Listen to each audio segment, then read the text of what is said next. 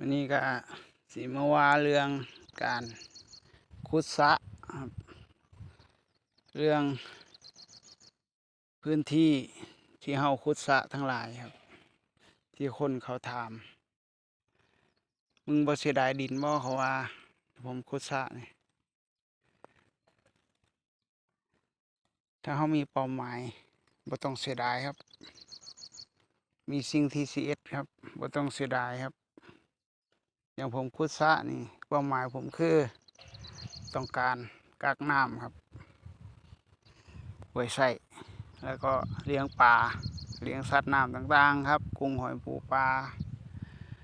เท่านั้นใหญ่มากก็จะเป็นรายได้ให้เฮาอีกทางหนึ่งครับ และคนเฮ็ดเกษตรอย่างหนึ่งที่คิดคือกัน ก็คืออย่าเสียดายครับอย่ากลัว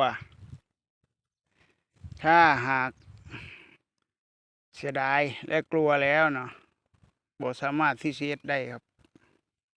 จริงถ้าเฮ็ดโคกหนองนาหรือเกษตรผสมผสานนี่